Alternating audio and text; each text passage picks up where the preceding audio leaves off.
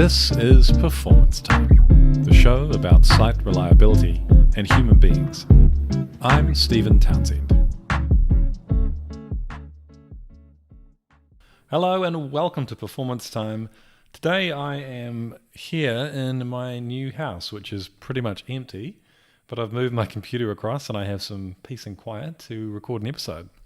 So that's pretty exciting. And I'm here in the kitchen because the new house doesn't have any internet yet, and I've had to run a cable through to our old house, which is on the same section. When I started as an SRE, I wanted to forget about everything I knew and have a completely open mind and be open to new ideas and ways of thinking. What I didn't want to happen was that I would just be a performance engineer who focuses on production monitoring. I wanted to see all that SRE could possibly encompass. One of the consequences of that is that the work I've ended up doing has been unexpected at times. In our first engagements, we've been working alongside delivery teams who deliver software and operate software. And one of the common themes we've already seen is that documentation is an area of opportunity and of challenges. And that's what I wanted to talk about today. So when you think of SRE, you might not think of documentation as an important part of that, but I think it absolutely is. I think that good SRE documentation should be easy to manage and maintain, of course, easy to access and consume by those who need it, and also enjoyable to contribute to and to read, which is something we don't often think about with documentation. Documentation and joy seem to be antithesis of each other, but I think that documentation can be fun. So why? Why do we need good documentation? Well, there are many reasons. The most timely at the moment is the fact that we have something called the Great Resignation going on. People are leaving and getting new jobs. There's a lot of turnover in many organizations. And we are losing people with knowledge, and when they leave, that knowledge disappears with them. Now that's not good for the organization. It's not good for anyone. If you have good documentation, if that information is out of people's heads, written down somewhere and accessible, it makes that whole turnover situation less detrimental to the organization. In a similar vein, most of the teams that I've worked with have one or two senior engineers who have lots of knowledge that nobody else has. Only they can do certain things. And there are many people on the team who can't do those things, and so the senior engineers become a bottleneck. Getting that knowledge around what they do and the processes that they follow out of their heads and onto the page is also incredibly important. If you've read the Phoenix Project before, it's the character of Brent. And if you haven't read the Phoenix Project before, you should. It is a very enjoyable read and important for anyone who works in software delivery or operations. Good documentation also makes onboarding new people easier. If you have great documentation around that onboarding process, you get people up to speed quicker. There's less time required from the existing staff to get people up to speed. It's always a good thing. Even when you don't have a team, say you worked by yourself, having a place to put a knowledge base to put information about what you do and what you've learned is equally as important because you can't remember everything. I've stopped doing performance testing. It's been 4 months, right? But I have a knowledge base full of information about how to use JMeter and all the other tools that I work with. So if I have to go back, I won't have to stretch my memory. I can just refer back to what I wrote in the past. Of course, in many situations, there is a knowledge base, there is documentation, but nobody uses it. Maybe they can't find it. Maybe it's really hard to read or to find the information that you're looking for.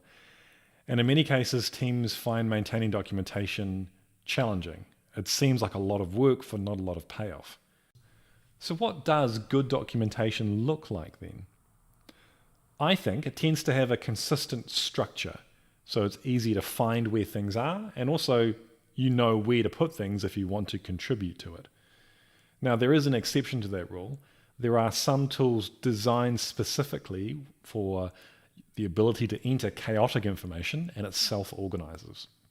For example, MediaWiki, which is the technology that Wikipedia is built on. You can create pages and add links to other pages that don't exist yet. When that page does exist, the link will work. That kind of thing's fantastic. Another tool that one of my colleagues uses is called Joplin. I haven't used it myself, but it sounds similar in that regard. If you like checklists, which I do, check out workflowy.com.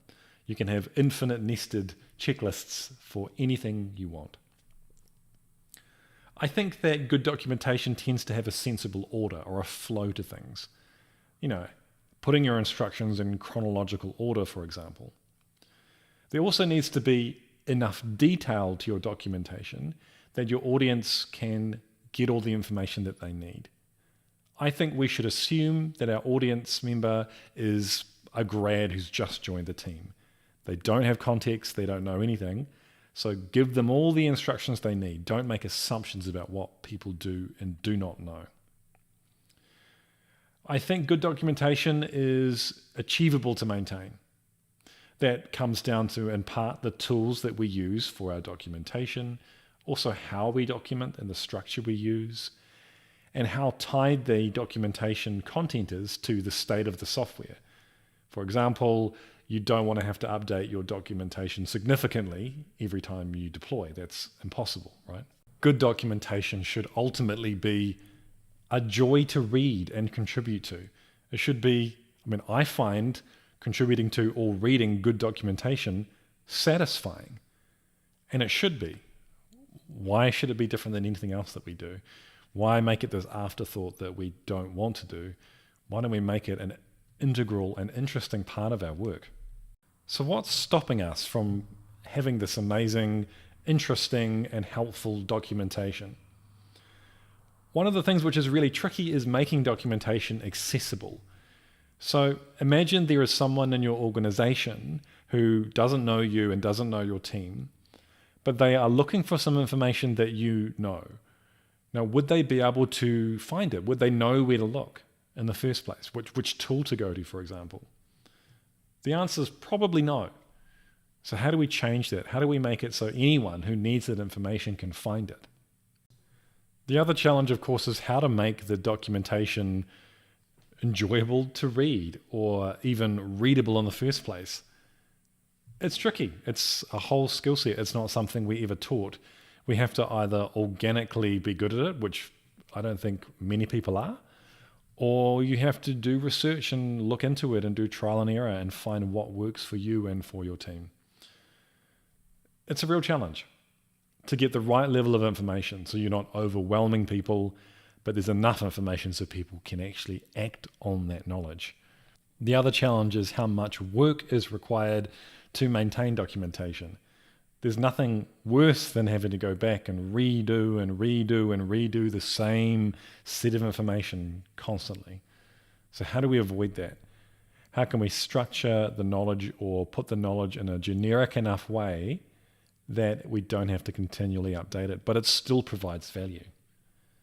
And then there's the big one. How do we get people invested in doing documentation in the first place? How do we make that culture change so that writing down what we do is as important as doing the things that we do as well? And it's not just about individuals and whether they want to do documentation, or even teams and whether they value documentation. It's also about organizations and what they prioritize. Is there going to be so much pressure to deliver features that no one gets any time to do proper documentation? Culture change is never easy, but as an SRE capability engineer, it is something which I think is part of my job, because without putting down information and writing it down, I don't think it's very easy to succeed in the world of SRE and to achieve the things that we want to achieve. Okay, we're going to finish with some recommendations. First of all, for your tooling, I would always recommend a web-based tool if you can, because it's more accessible. Anyone can use it. Google uses Google Docs. We use Confluence in our organization. There are many other tools. I think the more accessible, the better. Tools that implicitly organize chaotic information, such as MediaWiki or Joplin, are great as well. Use visuals. So screenshots are fantastic. diagrams of solutions and systems to explain the flow of things or how things fit together. Fantastic. But not unnecessary images. We don't want just pictures for the sake of pictures. Now, this is a very specific thing maybe to Confluence, but we often have lots of information on a page and it's too much. So there is a expand object in Confluence where you can bunch up a whole bunch of information, and users who want to look at it can just click the expand button and that information pops out. That can be fantastic. So you can have a lot of information on one page, but it's all summarized down and people can expand the stuff which is relevant to them. When you're playing around with knowledge bases and documentation, do experiments and show them to people and get feedback on it. Increment, make changes. It's like a product, like anything else that we make in the software world. Another thing worth thinking about is utilizing other mediums other than just text and images, such as video and audio. For example, it might be much easier to do a video of how to do a particular business flow through an application than it is to produce a bunch of text and screenshots. My final challenge is what I said earlier. Let's make documentation satisfying and enjoyable. Let's make it a first-class citizen, something that we look forward to reading or contributing to.